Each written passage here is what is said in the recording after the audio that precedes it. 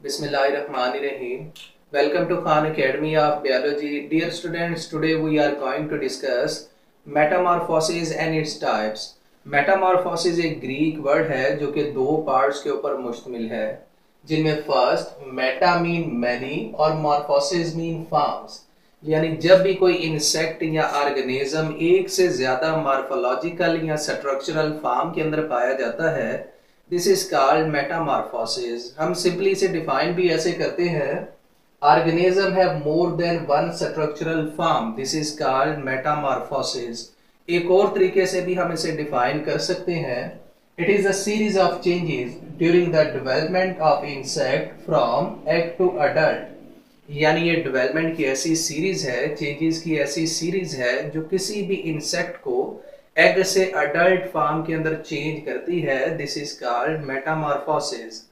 Metamorphosis की तीन types हैं, इनमें फर्स्ट ए मेटाबोलस, उसके बाद सेकंड है हेमी मेटाबोलस और थर्ड टाइप है होलो मेटाबोलस। इन तीन टाइप्स को हम यहाँ पर डिस्कस करेंगे with the help of diagrams. तो अगर हम फर्स्ट टाइप की बात करें जिसका नाम है ए मेटाबोलस मेटामॉर्फोसिस, इसके अंदर इंसेक्ट जैसे ही एग से हैच करता है, हैच करने के बाद जो लार्वा आता है ये बिल्कुल अपने अडल्ट जैसा होता है, यानी लार्वा के जो मॉर्फोलॉजिकल स्ट्रक्चर या फीचर है वो बिल्कुल अडल्ट जैसा होगा। फर्क क्या होगा, जो लार्वा है इसका साइज छोटा होगा और अडल्ट का साइज बड़ा होगा। इसकी एग्जांपल है सिल्वर फिश। हमारे पास ये सिल्वर फिश का अडल्ट फॉर्म है, ये अडल्ट फॉर्म जैसे ही एग ले करती है तो एग हैच करने के बाद यहाँ से निम्फ निकलता है, निम्फ आगे अपने साइज के अंदर ग्रो करेगा और ग्रो करने के बाद अडल्ट साइज को अटेन कर लेगा। ए मीन नफी के लिए इस्तेमाल होता है, ए मेटाबोलस यानी इसके अंदर कोई भी मॉर्फोलॉजिकल चेंज नहीं आता, तो जैसा अडल्ट होगा वैसा ही निम्फ होगा। This is called a metabolous metamorphosis. उसके बाद अगर हम बात करें सेकंड टाइप की जिसे हेमी मेटाबोलस मेटामॉर्फोसिस कहते हैं, इसके अंदर प्यूपा स्टेज एब्सेंट होती है, ओनली 3 डेवलपमेंटल स्टेजेस पाई जाती हैं, जिनमें फर्स्ट एग, एग के बाद निम्फ और निम्फ के बाद अडल्ट। अब इसमें जैसे ही इंसेक्ट एग से हैच करता है, हैच करने के बाद इससे निम्फ निकलेगा और निम्फ आगे ग्रो करने के बाद या मोल्ड करने के बाद ये अडल्ट फॉर्म बनाएगा। ग्रास हॉपर इसके अंदर एग्जांपल है, इसके अंदर हम देखेंगे कि निम्फ के अंदर और अडल्ट के अंदर बिल्कुल मिन्यूटली थोड़ा सा डिफरेंस आएगा इसकी मॉर्फोलॉजिकल फॉर्म के अंदर। अगर हम यहाँ ग्रास हॉपर को देखें तो ये हमारे पास ग्रास हॉपर की अडल्ट फॉर्म है जो कि एग ले करती है और एग तकरीबन 2 वीक्स के बाद हैच करते हैं और हैच करने के बाद यहाँ से निम्फ निकलेगा।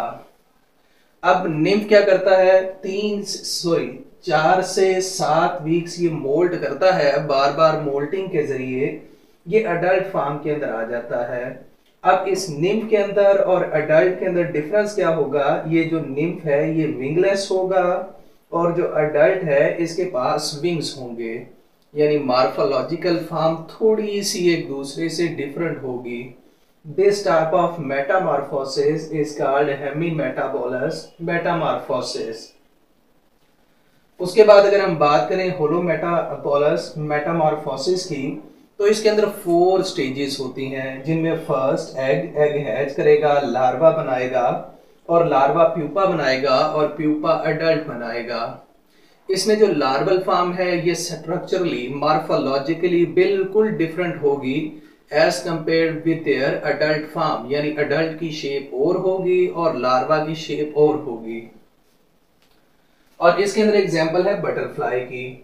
ये बटरफ्लाई है, बटरफ्लाई की अडल्ट फॉर्म जैसे ही ये एग है दे करती है, एग हैच करने के बाद लार्वा बनाएंगे, लार्वा अडल्ट फॉर्म के अंदर जाने से पहले प्यूपा बनाएगा और प्यूपा बाद में मेटामॉर्फोसिस के जरिए अडल्ट फॉर्म बना देगा।